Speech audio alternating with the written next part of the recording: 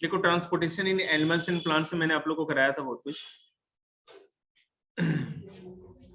Heart वाला जितना था सारा सिस्टम बता दिया था आप लोगों को, पिक्चर बनी ही बोर्ड पे, आपको पता ही होगा। देखो, the job of heart is to pump blood around our body continuously.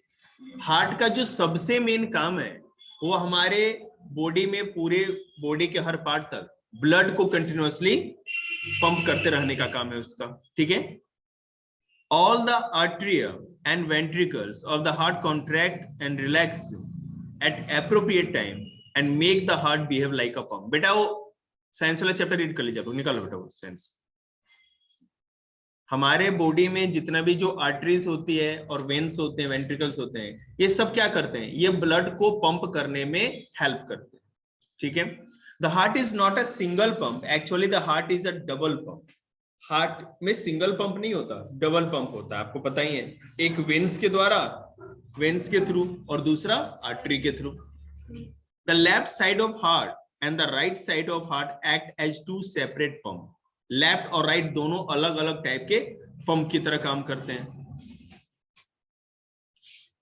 The left side of heart act as one pump which pumps oxygenated blood। आपको पता है ना, हार्ट में ये पिक्चर दिख रही होगी, जो हमारा लेफ्ट हार्ट है वो ऑक्सीजनेटेड ब्लड को पंप करता है आर्टरी में, जिसमें कि केवल साफ खून होता है, और जो राइट साइड वाला होता है वो डीऑक्सीजनेटेड ब्लड को, बिल्कुल सही, CO2 वाला थ्रू वेन्स, बिल्कुल सही। अब ब्लड वेसल्स के बारे में बात करते हैं, थोड़ी देर में 8 क्लास को कराएंगे, थोड़ा आज इनको भी टाइम देना पड़ेगा, ठीक है। Blood vessels are a kind of tube which carry blood throughout our body। जो blood vessels होते हैं वो blood को हार्ट से और हार्ट से पूरे बॉडी पार्ट तक भेजने का काम करते हैं। In other words, arteries are the blood vessel which carry blood away from the heart।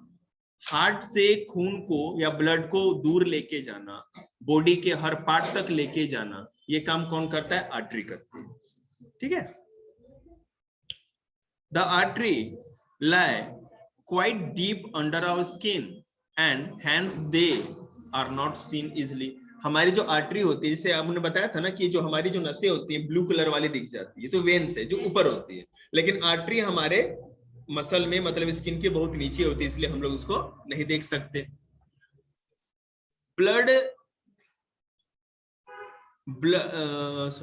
blood leaves the heart at high pressure through arteries। हमारे हार्ट से आर्टरीज में बहुत ही तेज प्रेशर के साथ ब्लड पहुंचाया जाता है। The arteries have thick and elastic wall। इसमें बहुत मोटी वॉल होती है हमारे आर्टरीज के अंदर, और कैसा होता है, इलास्टिक के जैसा, मतलब लचीला होता है। This is because blood flows through them at high pressure। समझ में आ रहा है बेटे तुमको, ठीक है। जिसके कारण क्या होता है कि ब्लड हमारे आर्टरी में बहुत प्रेशर के साथ, ब्लड प्रेशर सुने हैं ना, ब्लड प्रेशर, वो यही ब्लड प्रेशर होता है, ब्लड बहुत प्रेशर के साथ हमारे आर्टरीज में मूव करता है। The main artery called aorta is connected to the left ventricle to the heart। The main artery carries oxygenated blood from the left ventricle to all the part of the body, ठीक है, except the lungs। हमारा जो left ventricle, heart का left side, यहां पर main artery connected होती है, लिखी हुई ना वहां पे मेन आर्टरी ऊपर। इस मेन आर्टरी से हमारे बॉडी का कोई ऐसा हिस्सा नहीं जहां खून नहीं जाता, केवल लंग्स को छोड़कर। समझ में आपको, लंग्स को छोड़ करके ब्रेन में भी बॉडी के हर पार्ट, हर हिस्से तक ऑक्सीजनेटेड ब्लड ये मेन आर्टरी के थ्रू पहुंचाया जाता है। जी सर, जैसे हम बोलते हैं कि जब उल्टा खड़े हो तो ब्रेन में सारा खून आ जाएगा। हाँ हाँ। तो सर हम सीधा खड़े होते पैर में ऐसे कोई नहीं पूछता, नहीं, तो ये क्यों ब्रेन में कुछ ज्यादा एंट्रेंस होती है? नहीं, मैं आपको बताऊंगा। जैसे शीर्षासन की जो मुद्रा कर रहे हो ना, जो योगा में होता है, जो सर के बल आदमी खड़े हो जाते हैं, उससे क्या होता है कि ब्लड का सर्कुलेशन है ना, पूरा ब्लड जितना भी अच्छी तरह से सर्कुलेट होगा। जैसे मैं आपको बताता हूँ, हम कभी भी, ये कंधा है ना हमारा, कंधे से ऊपर हाथ थोड़ी देर करके रखो, ठीक है, दर्द होने लगेगा। और कंधे से नीचे कितने भी देर हाथ करके रखो आपको दर्द नहीं होगा। इसलिए होगा क्योंकि क्या होता है ना कि ब्लड को ऊपर की ओर, हार्ट जो हमारा होता है ना, हार्ट की हाइट से ऊपर की ओर ब्लड को मूव करने में वो धीरे धीरे प्रेशर के साथ मूव होता है। ब्लड ही जाएगा ना। आपके हाथ में दर्द क्यों हुआ ये तो आपको पता ही है, मैंने तो बताया ना आपको क्यों हुआ। ब्लड कम जा रहा है, वहां ऑक्सीजन पहुंच ही नहीं रही अच्छी तरह से, ठीक है ना। और फिर अगर पूरा सुन हो जाए तो फिर हम ऐसे से झड़क दें तो पूरा ऑक्सीजन पहुंच जाता है, ऑक्सीजनेटेड ब्लड, उसमें भी दर्द होने लगेगा ज्यादा देर तक। मैं बोलता हूँ, अगर हम कभी भी अपने हार्ट से ऊपर हाथ या पांव किसी चीज को करेंगे तो उसमें क्या होता है, पेन होने लगेगा, क्योंकि ऑक्सीजन का है ना, जो ब्लड का सर्कुलेशन है अच्छी तरह से नहीं हो पाता ऊपर की ओर, ठीक है, इस कारण से।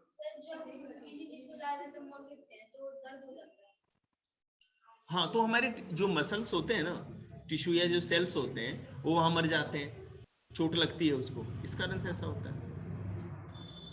ये नर्वस सिस्टम का इशू है। हमारे नर्वस सिस्टम में कहीं भी, आपको बताया था ना कि कहीं भी कुछ चोट हो जाए, बर्न हो जाए, कट लग जाए, तो आपको ये एक तरह का सिग्नल ब्रेन को जाता है और ब्रेन उस चीज को इंटरप्रेट करता है, मतलब प्रोसेस करके बताता है कि आपको चोट लगी है, जो भी हुआ। दीदी आई ना? दीदी देखो, please note that artery normally carry oxygenated blood from the heart, but this is 15 minute. But there is one exception to this rule. लेकिन इसमें है ना एक अपवाद भी है। वो क्या? One artery called pulmonary artery carries deoxygenated blood. सारी आर्टरी जो होती है वो ऑक्सीजनेटेड ब्लड, मतलब कि ऑक्सीजन वाला ब्लड ही मूव करती है। लेकिन एक जो ब्लड है, एक जो हमारी आर्टरी है जिसको पल्मोनरी आर्टरी कहते हैं, आपको पिक्चर में दिख रहा होगा, वो डीऑक्सीजनेटेड ब्लड को कैरी करती है, ठीक है। अब देखो, दिखाओ,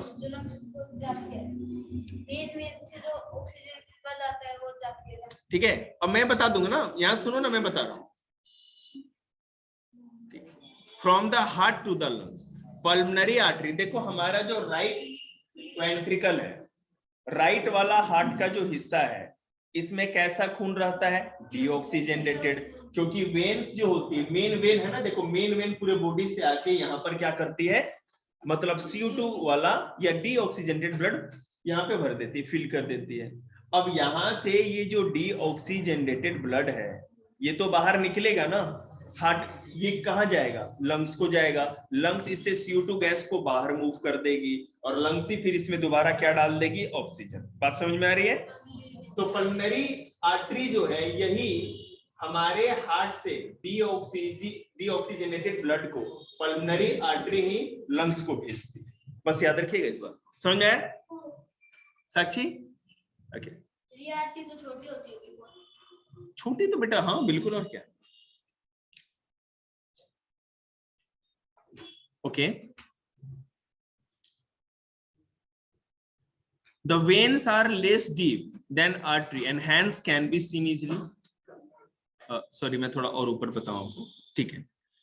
अब वेन्स के बारे में बात करते हैं। आर्टरी समझ में आएगा आप लोग को? Artery, okay. वेन्स के बारे में करें तो veins are the blood vessel which carry blood from all the parts of the body back to the heart. Veins क्या करती है कि पूरे बॉडी पार्ट से, जहां भी बॉडी पार्ट के किसी भी सेल में जो डीऑक्सीजनेटेड, मतलब CO2 गैस है, जो भी ब्लड होता है, उसको लेकर के वो हार्ट को पहुंचाती है। और हार्ट में भी कहां देख रहे हो ना, मेन वेन के रास्ते पल्मोनरी आर्टरी में, सॉरी क्या नाम है, राइट ऑरिकल्स और राइट वेंट्रिकल से पहुंचाती है। देखो, veins are also found in the whole of our body. जिस तरह आर्टरी हमारे पूरे शरीर में पाई जाती है, तो वेन्स भी पाया जाता है, ठीक है। The veins are less deep than arteries and hence can be seen easily. The greenish blue line which inside our skin, the skin on our hand and legs are the veins. हमारे हाथ या पांव में जो blue colour का दिख रही है ना, आप लोग, आपको भी दिख रही है ग्रीनिश या ब्लू कलर की, यही आपकी वेन्स है, जो कि आपको आसानी से दिख जाती है। कोई काट के मत देख लेना, ठीक है ना, बस ऐसे ही देख। रेड से भी दिखती है सर, मेरे घर में मेरी सबसे अच्छी डिश में तो रेड से भी दिखती है। तुम्हें पिज्जा का कमाल है बेटा, पिज्जा बर्गर इन सबों का कमाल होता है स्किन बोरिंग होने से भी दिखता है। ना। चूरमा खाने वाला लग रहा है तेरे को ये, चून का कमाल है। चून का कमाल। अच्छा मैं नहीं आता। चलिए भाई, कोई बात नहीं, चून को अपने जगह रहने दीजिए। यहाँ पे देखिए आप लोग, since the blood flows at low pressure through the veins, so the veins have thin wall. देखो, हमारा जो वेन होता है उसमें ब्लड का फ्लो वेन्स के अंदर बड़े ही लो प्रेशर पे होता है, हाई प्रेशर पे नहीं होता। अब मेरी बात समझिए, अगर आपको किसी पाइप्स के रास्ते बहुत ही ज्यादा तेज प्रेशर के साथ पानी फेंकना है, कोई भी लिक्विड फेंकना है, तो पाइप मजबूत चाहिए कि नहीं चाहिए?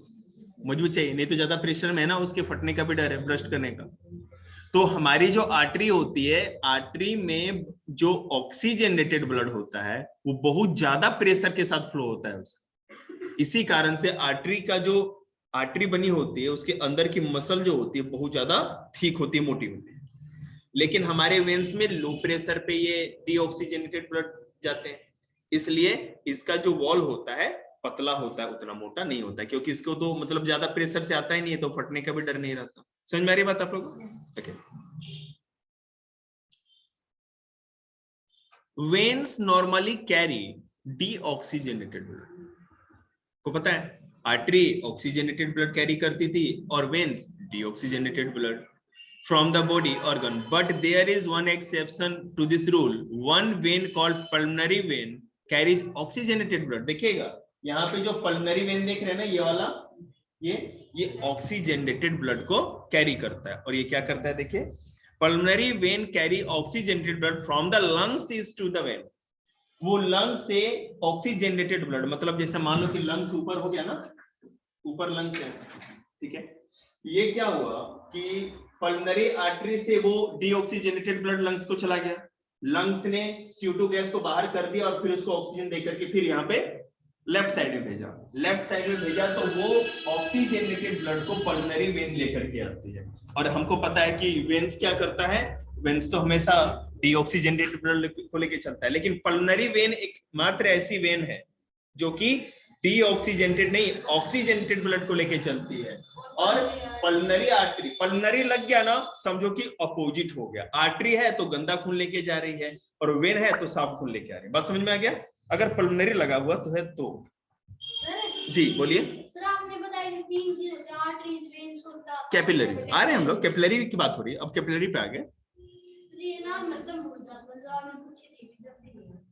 तो बेटे गजनी की तरह टैटू करवा लो, और मैं क्या सलाह दे सकता हूँ, आ जाएगा यार धीरे धीरे। देखो हमारा ब्रेन है ना, हमेशा हर चीज को मेमोराइज नहीं कर पाता, ठीक है ना, तो बार बार ये तो है है ना, लेकिन आपका केवल खाने पे ध्यान ज्यादा है। हाँ ठीक, सजाद एक बार घर चले जाओ बेटा, आना एक बार घर से चले। देखो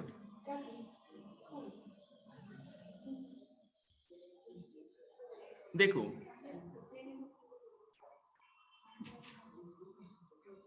अब हम लोग कैपिलरीज की बात कर रहे हैं, वेन्स और आर्टरीज आप लोग समझ गए। याद रखना कि अगर पल्मोनरी लग गया, रिकॉर्ड हो रहा है बेटे, मैं भेज भी दूंगा, बस 5 मिनट लगेगा आपको आ जाने को। जो कैपिलरीज है वो तीसरे टाइप की ब्लड वेसल्स है। इसका काम क्या है? Capillaries are the extremely thin blood vessel which connect artery to veins. Artery सबसे मोटा होता है, मोटी मतलब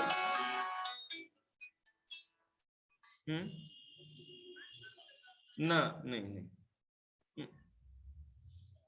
नहीं, कोई जरूरत नहीं, किसी में भी दे दो कुछ, ठीक है, ओके दे दो सर। नहीं तो कैपिलरीज, आपको पता है आर्टरी सबसे मोटी उसकी वॉल होती है, थिक वॉल होती है। वेन्स की उसकी तुलना में उसके कंपैरेटिवली थोड़ी पतली वॉल होती है, और कैपिलरी की सबसे थीन वॉल होती है, सबसे पतली वॉल होती है।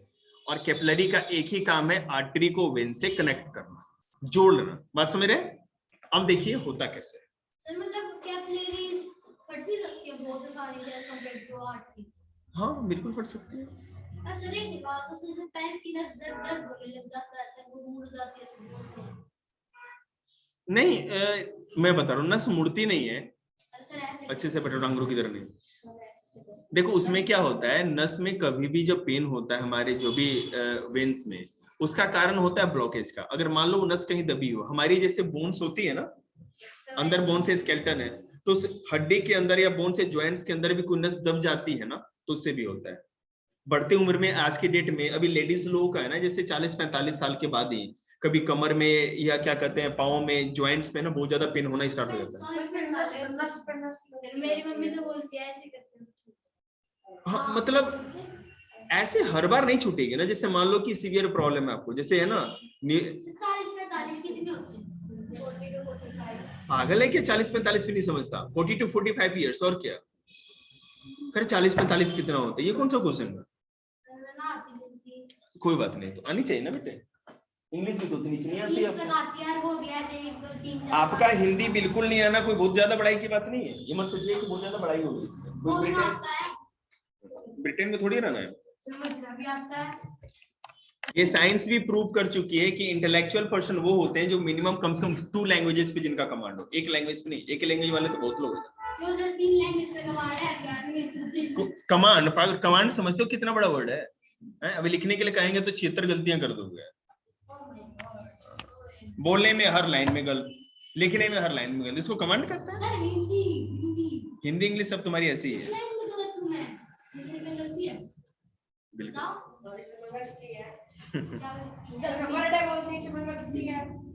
कैपिलरीज देखिए बेटा, कोई बात नहीं, कोई बात नहीं, आप इंटेलिजेंट हो मान लो, चलिए। अब क्यों भैया दूज के दिन पाइप उठवाना चाहते हो, आराम से बैठे रहो।